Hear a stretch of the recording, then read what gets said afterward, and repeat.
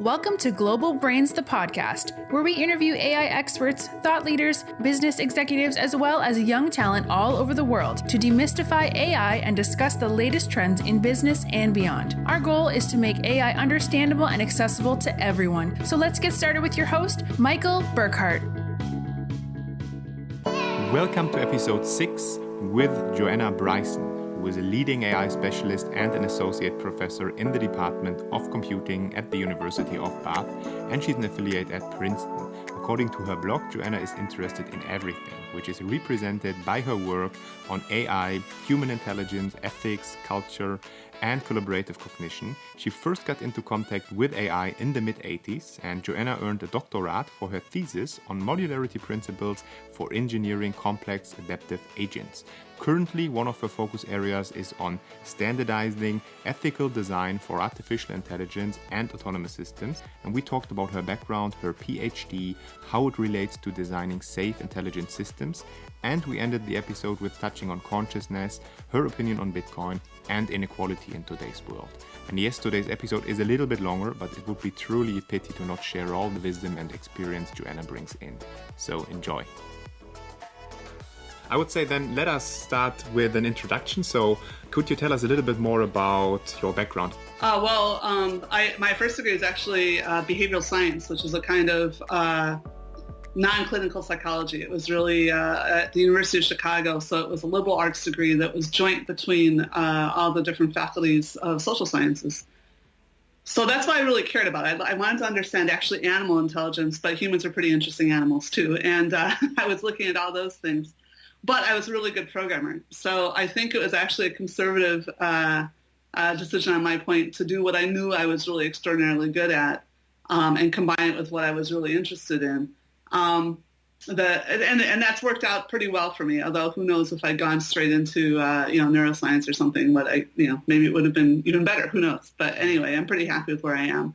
And I have to admit probably the fact that I was a bit of a sci-fi geek didn't hurt with that. But I do really enjoy programming. I like the fact that you can sort of build worlds and the creative aspects of it. So it's nice to have both parts of my job. All right, so it means you are touching on so many different fields, from human intelligence to natural intelligence to artificial intelligence. Were there any mind-blowing insights along your research? I don't know to what extent you can really say that that science isn't necessarily all about mind-blowing stuff. You keep pushing the border. You have to think of it like an amoeba. Like humanity is like an amoeba, and we know more and less, and we kind of send out like those protoplasm things, and then sometimes we retract them again because it turns out that wasn't quite right, And so you're there at the front lines, but it's interesting because the front lines isn't like just one person. It's not like you just put a flag there. It's about people getting a better understanding. So you both become a part of a scientific community, which is determining what the actual border is right now. And so a lot of your early work is about becoming that part of that border, being a good reviewer, understanding better what other people sort of already know, and tying the pieces together. So I wouldn't say that there were things that were enormous breakthroughs that I knew were breakthroughs at the time. The funny thing is that the stuff I did, I thought it was amazing. I thought I've solved the problem of how to make it easier to build human-like intelligence for like games and robots. And I put the source on the web. Everybody said, open source. And I expected the whole world to be better at making humanoid robots and stuff. And it just sort of like dropped. It dropped like a rock, and I didn't get... And so I thought, well, okay, whatever. I'm still working on my cognition stuff. So I went on, and for me, I was very happy because I came to better understand the initial questions I had about why there's different regions of the brain that have different kinds of representations. Why there's not one single best representation for the brain. And understanding that was a process of understanding things that people had been figuring out in AI and computer science for a while, and then bringing that over to neuroscience. So I still understand some things that like really smart people in neuroscience sometimes seem to be missing, but that I wouldn't say was extraordinarily just me. It's more like that I'm rallying my party forward because I've seen what answers what questions. And that's part of what I'm doing. Meanwhile, back to that thing that I did about the humanoid stuff, we've only just realized in the last few years that the stuff that I did as a PhD revolutionized game AI. so it was actually a breakthrough. And in game AI, it's mostly called behavior trees. But it came like from a direct path out of my PhD. And, I'd sort of seen in the early days of search engines that some game companies had copied and pasted the text from the abstracts that MIT made us put online into their advertising. And I was like, oh, whatever, Can you elaborate on this a little bit? What was your PhD about? So that somebody who does not have a background in this understands what your PhD was about, and how does it relate to the breakthroughs then? To the gaming. Basically before.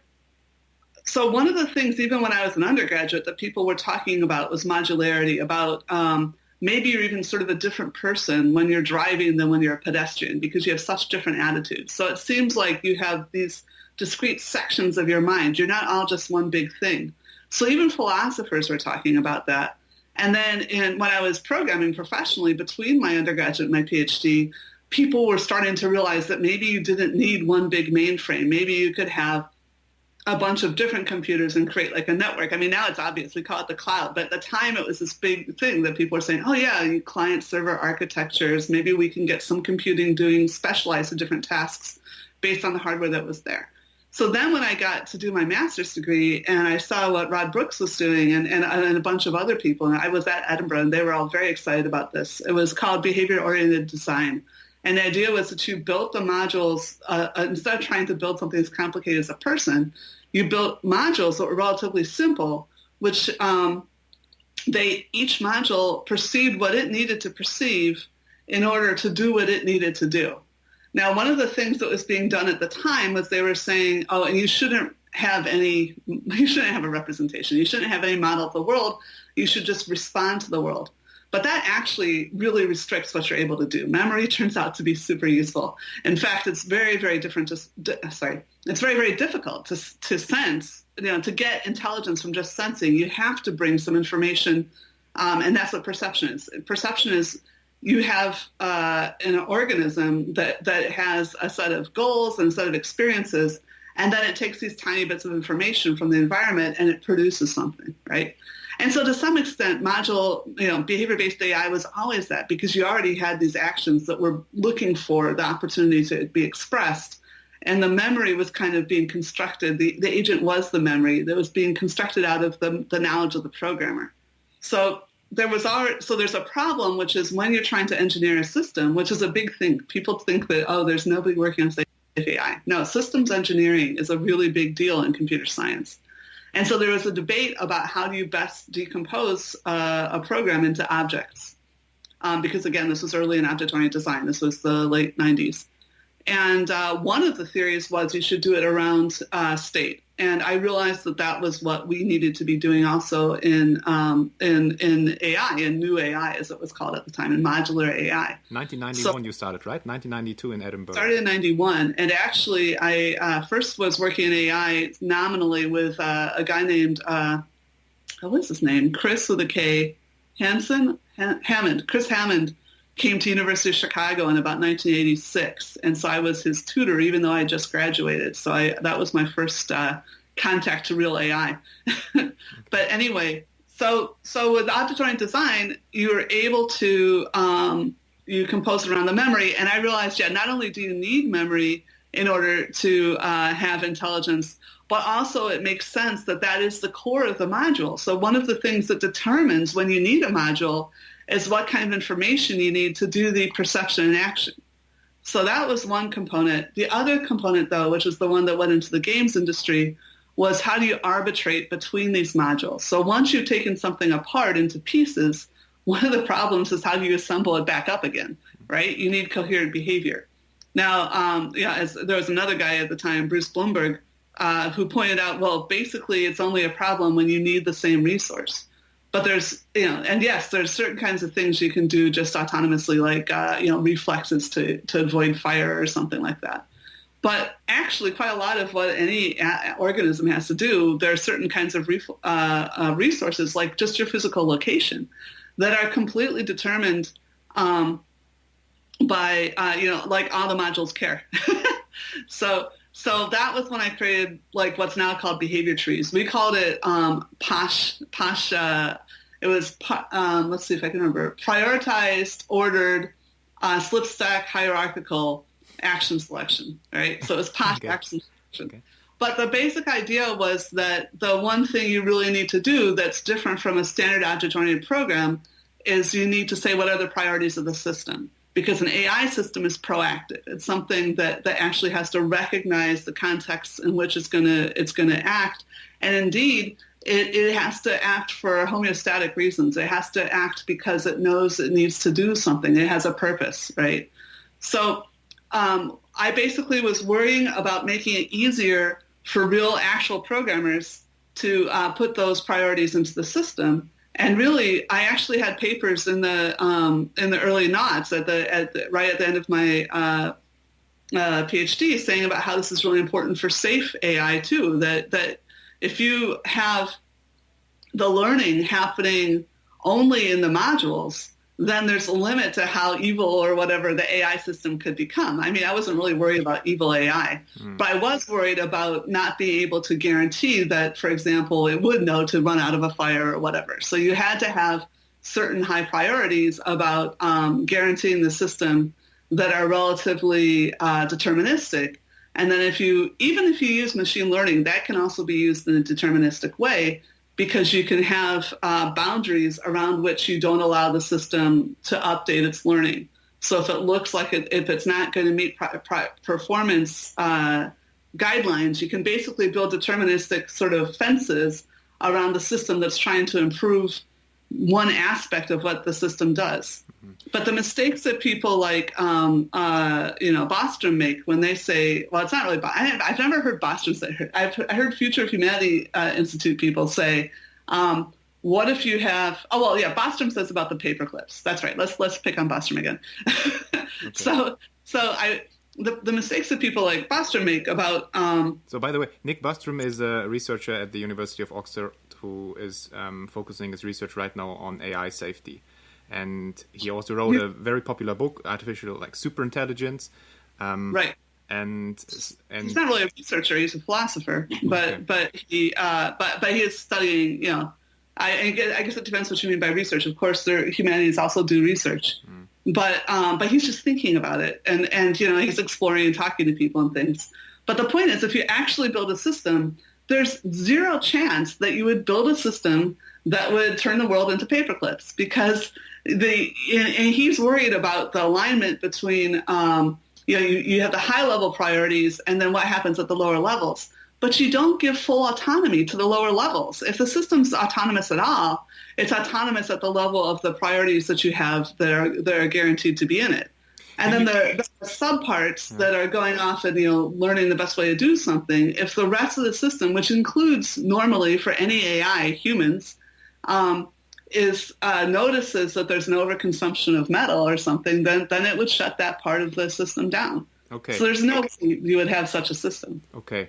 Can you give one example? So far, what I understand is you have different components that consist the system, basically. So instead of having like one system that can work autonomously, you have different components that work as like a modular system that makes an entire system, and you can control those modules. So you are saying you have higher level priorities, but you also have the lower level priorities, and you can somehow integrate a safety mechanism to control these components.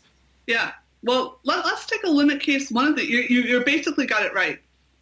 Let's take a limit case example of this. Some people have said, and I think for good reason, that corporations are a kind of AI. Okay. Because, it's not like they're an artifact. They're something we've constructed. And it's not like one person has any idea what the entire organization is doing ever. Even if you only have 3 people, you're never quite sure what your administrator is doing really with their time, right? So the point is that we can already see that you'll have something like, for example, right now, Bitcoin. Nobody had originally expected Bitcoin was going to consume as much power as it has, but now everyone's trying to figure out how to regulate that. Okay, so that's a problem that to some extent is self-regulating, because people can't afford that power, right? So there's a cost to the power. So as long as there's not an infinite value that will arbitrarily assign to the Ponzi scheme that is Bitcoin, then there'll be a constraint about how much power they'll be able to buy.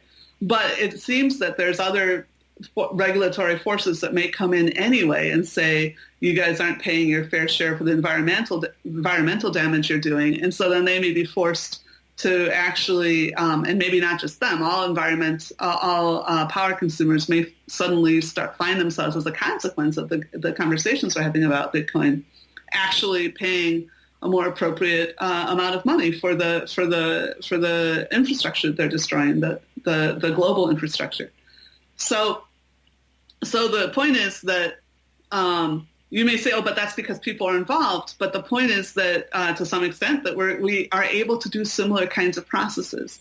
So Eran Gott called this cognizant error detection. It's the awareness that things aren't always going to go right. And so one of the basic things you should do when you structure a system is make sure that you build components that look for. In fact, this is the easier way to build a powerful system, is to have simple components that are detecting when other components are going off the rails.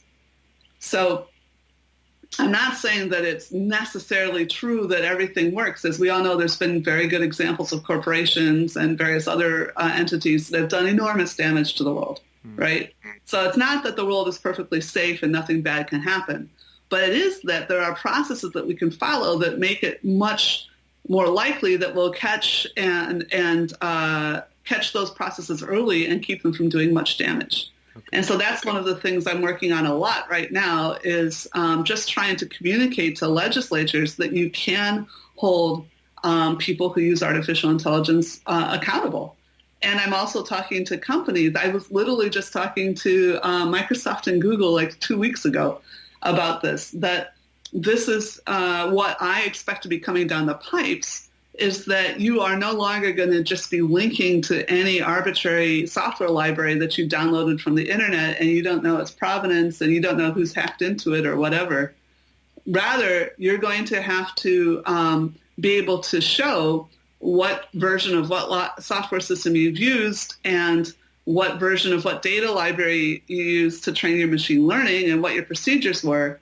And if you don't have those kinds of records, then you're not going to be able to prove due diligence, and so then you're going to be held responsible, liable for any damage that you do or that other people do with your software. So that's the way it already is. If you look at things like medicine or the automotive industry, where there already is good practice with fully documenting the way they develop their AI. And they have loads of AI. Everyone talks about driverless, but there's loads of AI, and every car manufacturer now is using it to try to improve the driving experience and make cars safer. But they already have all this stuff documented. It's not impossible. It's not even that hard. And when you are careful with your software engineering, it does take you a little longer to go to market, but it's much easier to maintain and extend your code. So I think we need to grow up. I mean, I think that, for example, architecture, it used to be you could just build a building anywhere you wanted to, and that would create various kinds of mayhem for traffic in cities. And sometimes buildings would just collapse on people and kill them, right? What you have now is that undergraduates getting architecture degrees learn how to talk to people the city planners. And they learn they are going to get licensed, so they learn how to become licensed, and buildings get inspected. I think we could very well wind up in that kind of place. And it doesn't mean the end of IP. Medicine is heavily regulated, heavily inspected, but it has 10 times as much IP as the software, the technology industry. So I think we're just going to find that the processes by which we develop things are changing, and that's good for our society. We all want to live in a society that's at least stable enough that we can know that we can plan a company or a family or something like that. You just mentioned that there are is an intelligence. So, for example, a culture, a country, it could be a collective intelligence, or let's even talk about the world. But the problem is that there's no really a global consciousness. And that is the reason why a lot of things are going wrong, because there's no party, there's no overlying consciousness that is putting all the bits and pieces together in a way that is positive for all of us, which is related to the problem of AI. And you are approaching this by this modular this concept of breaking it down into components that are controlling other components. And could you elaborate a little bit on that? Because that is it's an interesting viewpoint, and it's a connection that not a lot of people are making. That's really interesting. You've obviously done a lot of reading, and I would agree with the first half of your characterization. I don't think I ever said that the problem is that we lack a global consciousness, although I do say that as we increase our global capacity to perceive, that we're more likely to handle global problems, like, for example, climate change, which we literally couldn't detect before. And now we can. Anybody can go and see those maps that show how much warmer the world is and things like that, right? So, but I wouldn't say that a single global consciousness is necessarily the right kind of metaphor. And even within people, we know that you can have strokes in quite a lot of the brain, and you can have a compromised consciousness, but you don't entirely lose all awareness or all capacity to communicate, hopefully, depending on what kind of stroke you have. So I've been working actually a lot right now on economic inequality, and so this is really speculation. It's not published yet. In fact, it's not even written up yet. We do have a paper that's written up and it's in archive and that we're trying to get published about how inequality correlates with political polarization. But anyway, just that, and so this is what I'm about to say is not even in that. But I used to try to understand World War I when I was a kid. I mean, all the other wars, we have to write our history lessons, and you can say, exactly what happened with the American Civil War or the Second World War or something like this, the American Revolutionary War. I was in America. We didn't get taught a lot of wars. But anyway, so for these sets of wars, the small set of wars, the one outlier was World War I. It made no sense. And everything, and the books even said nobody knows. It seemed like there was maybe it was something about a big chain of agreement. But now I think that, I'm understudying inequality. I'm understanding better because that was also a period of immense inequality like we have now. And what we're seeing is that individuals are able to make too much difference. Like one funder that has a set of interests has so much money that they can fund a politician, and or even if it's not one funder, it could be a very small number of funders. They're able to get together in coalition, and one of the things they do when you have a very small number of people giving a huge amount of money to a politician, is that they force them to have extremist positions. I think in order to make sure that politician isn't taking money from other people.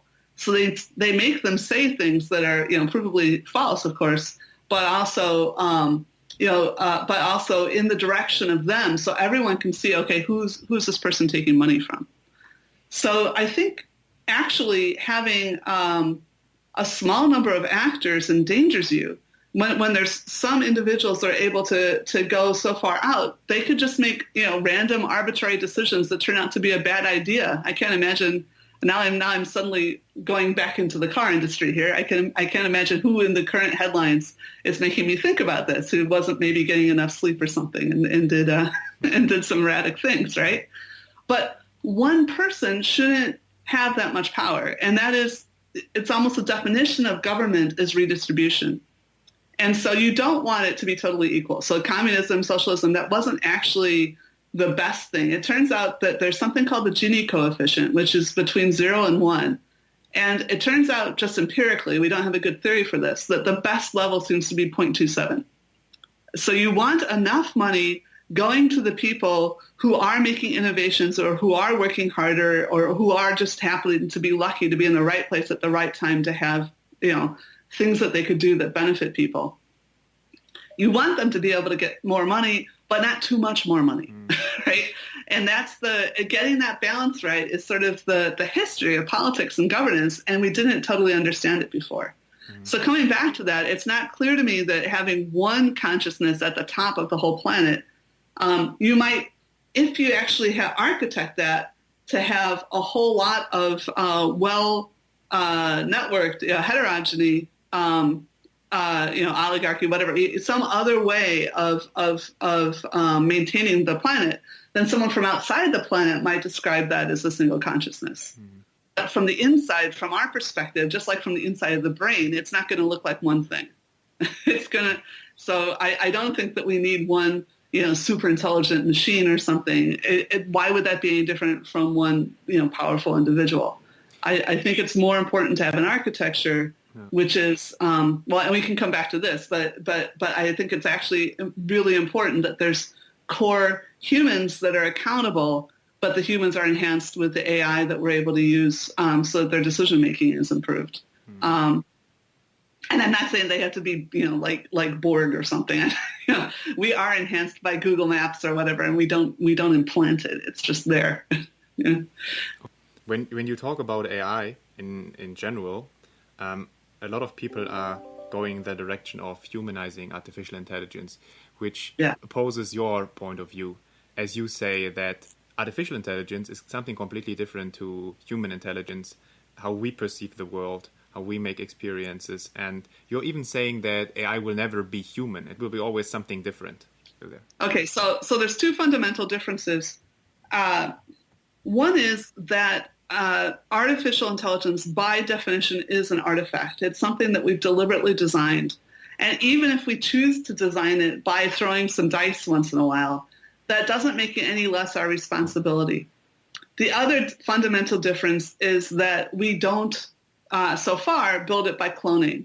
So all the stuff I say doesn't apply to cloning and biological engineering and things like that. I'm just talking about when you build a system out of wires and silicon and those kinds of components, then phenomenologically, you are never going to get the same kind of thing. Are you still there? I'm still there, yeah. Okay, great. Okay, that's really weird. Okay, so phenomenologically, you will never get something as close to us as a cow or a rat or probably even a fruit fly is close to us, because those share much more similarity in terms of architecture and in terms of information processing, of how they deal with the world we're in, than anything that we build, as I said, out of wires and silicon ever can. So if what you're worried about is phenomenological consciousness and things like pain and stuff like that, it's never going to be as similar as an animal. And we eat animals. We poison them. I was just reading about poisoning rats in Washington, D.C. because apparently they're on a resurgence. We do all kinds of things to animals, right? And some people think you shouldn't. But the point is that, when we can't even make up our minds about the proper way to treat rats and mice, then why would we, now going back the other direction, why would we design something that needs the same kinds of protections as rats and mice? Okay, so that's one part of it. The other part of it is the first part that I talked about before. AI is something we've built. And while we're building something that we can maintain, that we can be accountable for, we're not going to ever have something that experiences stress and pain and those kinds of things as systemically as humans do. It would be a really bad idea to do that. So you could build a robot now and you could put a bomb in it and you could put a sensor and a clock and say, okay, if I haven't seen any other person for 5 minutes, I blow myself up. Okay? So you could do that. And you might say, oh, that's even worse than being a human, because when we go into solitary confinement, it's torture for us. But we survive. But this robot blows up in 5 minutes. But the robot isn't going to care. That's a separate piece. It's not the same experience of solitary confinement that a human has.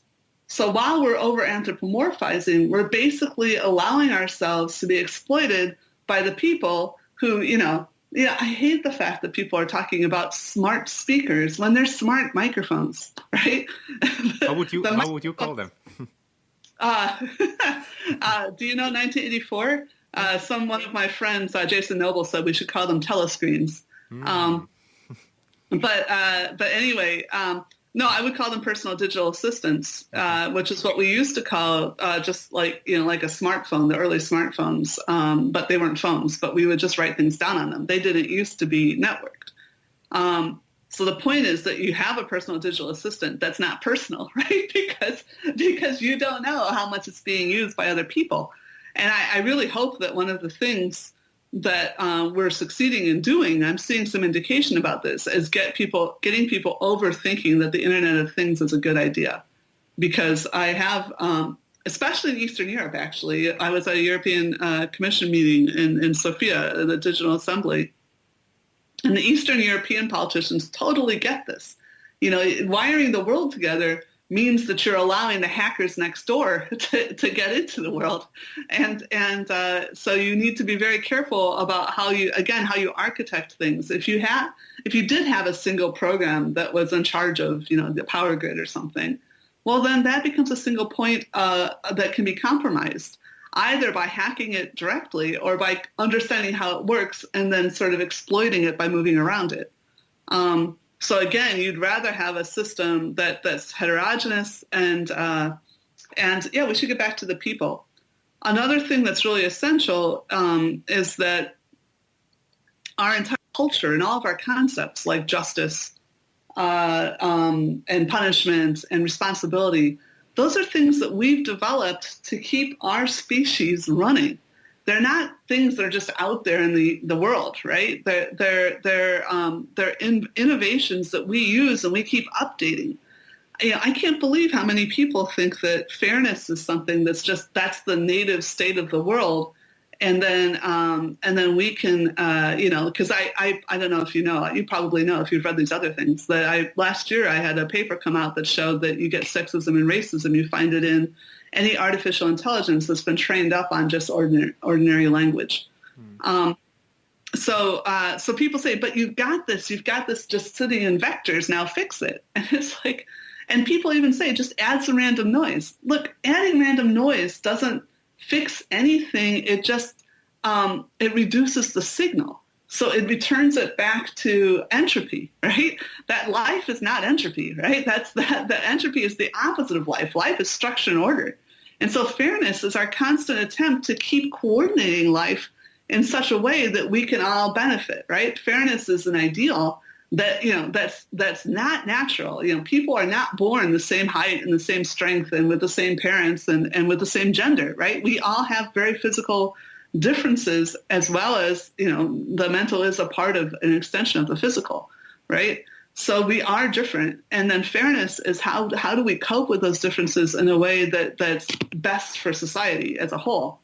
And that is a constantly changing set of compromises that we make. From your perspective, what are the real dangers we should discuss right now? And then the next step is, can you draw like a future? Let's say maybe in the next 5 to 10 years, what we should do in order to make sure that we develop safe AI and AI that is augmenting our own capabilities. Because at the moment, it's going in the direction that AI is taking over a lot of decisions. And what you just said before is touching on value alignment. So we all have different values and we have different cultures that agree and disagree on different things. And as a lot of decisions are being made by AI, so how can we make sure that this is heading into a positive future? Okay. I think it's really essential that we disagree, that I disagree with something you've said, which is it is not that AI is taking over decisions, right? It is that people are making the decision to put AI in charge of decisions, and that is something that they are then in control of. So they can alter the AI and alter the decisions. It is not that AI is another species or another country that we have to negotiate with. Rather, what's important is understanding that artificial intelligence is something we've had for a long time. For decades, we've had it using digital computers. It is one of the tools in our toolbox. And we need to get a strong concept of that. We need to stop talking about it. Again, this is one of the huge dangers of anthropomorphizing it. You literally get smart, well-meaning people who are sitting there trying to defend the rights of AI or really wanting to build this future where we are superseded by AI. and not realizing that, first of all, that is incredibly technologically implausible. But second, as you say, in the next 30 years or so, would almost certainly just lead to more people being killed, right? Destroyed, being seen as unimportant aspects by governments or corporations or rich individuals who don't need them as part of their plan, right? So AI is being used as a shield that is, literally as a shell company that is allowing people to do what they really want and misdirect attention towards machines. So artificial intelligence is just a technology that we can use badly or well, right? And so it's like, what is the right way to store chemical weapons, right? What is the right way to deploy nuclear power? Should we not deploy nuclear power at all? Or maybe it's really important ecologically, right? Those kinds of decisions are the same kinds of decisions we need to make when we talk about, not just artificial intelligence, but data, privacy, cybersecurity. This is all about, ICT, information communication technology, more generally. AI is just one tool in the toolbox. And so getting that clear to people. Look, even if you have a robot that really is your best friend, that you are immensely emotionally attached to, you could demand that that robot can be backed up so you don't have to worry, like if there's a fire or something, you just leave it behind, right? And then you just buy another robot and you get the backup, right? So even if you choose to make your emotional bond into a machine instead of to the people who could actually help you in the long term, that's your personal decision, right? But you can demand that you don't have that kind of exposure. And I think this is a real problem. Again, we have these same issues when you look at when there's I doubt that they have this problem, but I don't know in Kerala right now. But when we had the flooding in New Orleans, how much resource and expenditure do you put forward to trying to make sure the dogs and cats are okay, right? So, but dogs and cats do suffer like humans. They absolutely experience emotionally, physically, very similar things. But the problem is, we only have so many resources. Do we make sure that, how certain do we have to make that there's no children left behind before we start rescuing the dogs? But the families don't come without their dogs, right? And so then you have these other issues. Same thing happened with Sandy here on the East Coast. The animals were left behind and then we're starving, and people were very concerned about that. Why should we put ourselves in that situation with the technology which is designed that we can ensure we don't have that problem with? It isn't that as soon as you build AI, it backs up, right? This is something that we have to make the systems engineering decisions to say we are only going to use AI if we know how to back it up, right? That is a decision that is made at the engineering point. And that's the kind of thing that we can regulate to reduce problems in the future like the problems we have now. We're still going to have to defend each other's rights. But if we're confusing the problem by saying, we want to build AI that we have to defend the rights of too, we only have so much time and so much moral consideration. There's papers about this, it's a huge problem about how do you get people to care about Syria as much as they care about, the couple hundred murders in Chicago. Now, I'm not saying that the couple hundred murders in Chicago don't matter, but I'm saying that the thousands of lives in Syria matter probably more. Just, I don't know. It depends how you feel about it. If you're sitting in Chicago, and I can intellectually say I care more about Syria than Chicago, but actually I'm from Chicago. And when I read those Chicago stories, it does have more emotional impact on me than when I read the Syrian stories. But intellectually, I don't think that's right. And so I vote for people that have a perspective that goes with my intellectual decision, like I said, my explicit decisions about how morality should work. Now, a lot of people tell you, no, your intuitions are the important things. But your intuitions are derived from history. They're not about the present. And that is what we were showing with that paper in 2017. So we showed not only that you get the same implicit biases that humans have just by reading humans' language, but also that a lot of those line up to reality. So the same things that we're saying terribly sexist things about, that women are more associated with, domestic things and men are more associated with career things relative to each other. We're also giving accurate reports about what proportion of women or what proportion of people that held a particular job were women, right? So the point is that our attitudes about prejudice, what society has decided is okay to say, is something we've agreed. This is going back to fairness again. We've agreed that should be the target for the future, right? But our intuitions, our implicit behavior is based on the past. It's based on history up to this point by which we make these projections, which is cool. This shows us what consciousness is for. It's one of the ways we negotiate. We pick new goals and that we negotiate better equilibria. That's where fairness comes from, right? You're saying it's a tool for intelligence. It's a useful tool for intelligence. Oftentimes, consciousness and intelligence is being confused to a certain degree. And in totally. one of the papers, you're saying it can be a very useful tool for intelligence as one component. Yeah. Well, the paper, it's called A Role for Consciousness and Action Selection.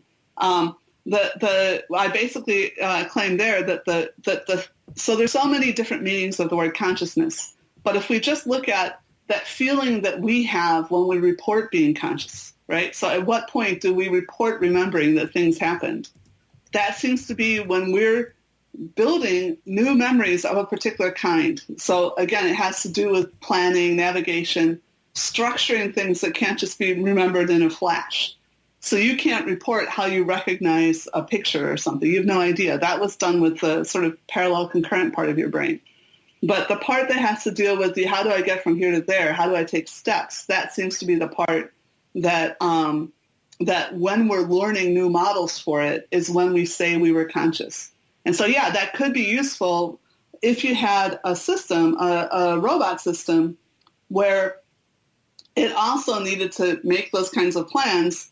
And it had resources. If there was resource constraints, so it couldn't just be doing that about everything all the time, which none of us can. That's combinatorially impossible, right? So then it would make sense to focus that learning on the kinds of things it's doing right now. So we tend to learn about stuff that's in front of us that we're not sure how to do. If we're sure how to do it, we don't remember it. We're not conscious of it. It's just a skill at that point, right? It's just a reflex.